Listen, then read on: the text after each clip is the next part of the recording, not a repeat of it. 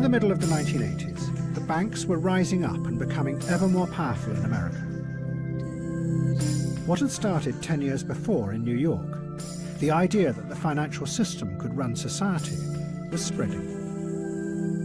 But unlike older systems of power, it was mostly invisible. A writer called William Gibson tried to dramatize what was happening in a powerful, imaginative way in a series of novels. Gibson had noticed how the banks and the new corporations were beginning to link themselves together through computer systems. What they were creating was a series of giant networks of information that were invisible to ordinary people and to politicians. But those networks gave the corporations extraordinary new powers of control.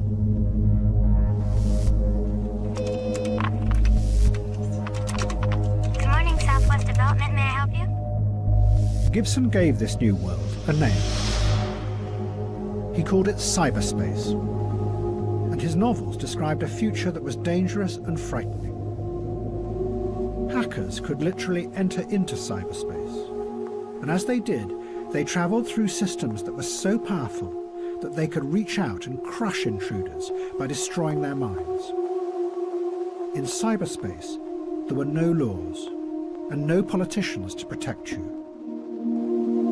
Just raw, brutal corporate power.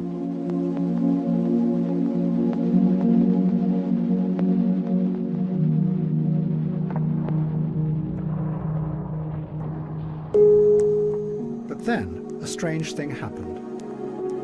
A new group of visionaries in America took Gibson's idea of a hidden, secret world and transformed it into something completely different. They turned it into a dream of a new utopia.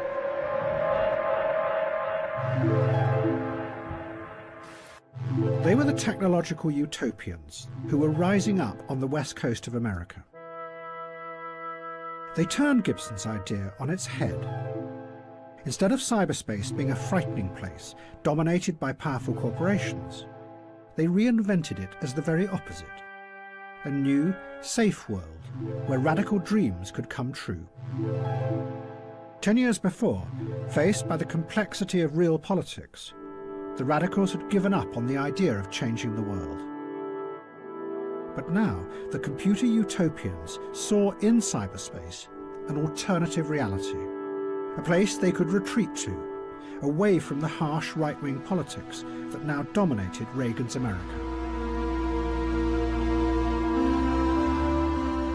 The roots of this vision lay back in the counterculture of the 1960s, and above all, with LSD. 20 years later, the new networks of machines seemed to offer a way to construct a real alternate reality. Not just one that was chemically induced, but a space that actually existed in a parallel dimension to the real world. And like with acid, cyberspace could be a place where you would be liberated from the old corrupt hierarchies of politics and power, and explore new ways of being. One of the leading exponents of this idea was called John Perry Barlow.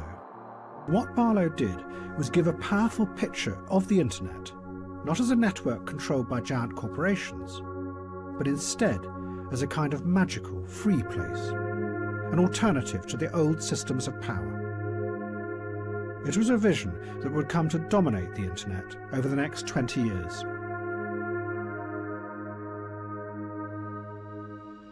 Governments of the industrial world, cyberspace does not lie within your borders.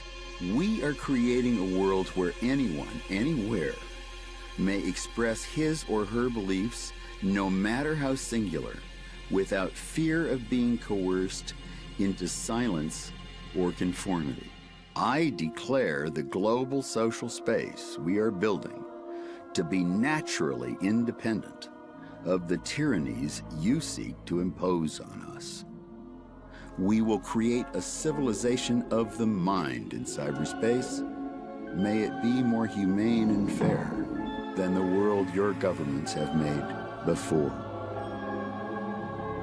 It's begun.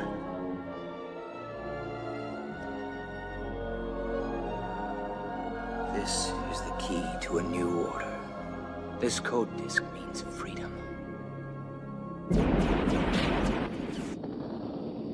But two young hackers in New York thought that Barlow was describing a fantasy world, that his vision bore no relationship at all to what was really emerging online. They were cult figures on the early online scene, and their fans followed and recorded them. They called themselves Fiber Optic and Acid Freak, and they spent their time exploring and breaking into giant computer networks that they knew were the hard realities of modern digital power. My specific instance, I was charged with conspiracy to commit a few dozen overt acts, they called them, among a number of things having to do with computer trespass and I guess computer eavesdropping, interception, unauthorized access to federal interest computers, which is a pretty vague law, communications network computers and so on. In a notorious public debate online, the two hackers attacked Barlow. What infuriated them most was Barlow's insistence that there was no hierarchy or controlling powers in the new cyber world. The hackers set out to demonstrate that he was wrong.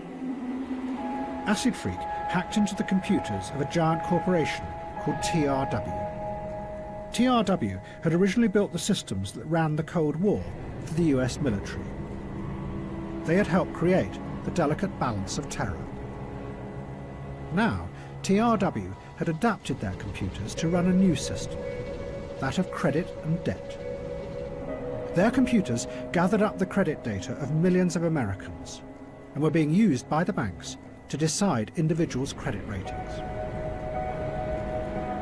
The hackers broke into the TRW network, stole Barlow's credit history, and published it online.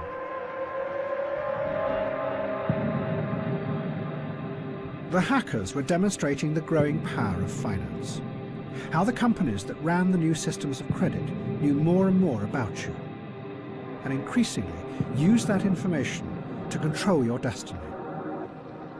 And the system that was allowing this to happen were the new giant networks of information connected through computer servers. The hackers were questioning whether Barlow's utopian rhetoric about cyberspace might really be a convenient camouflage, hiding the emergence of a new and growing power that was way beyond politics.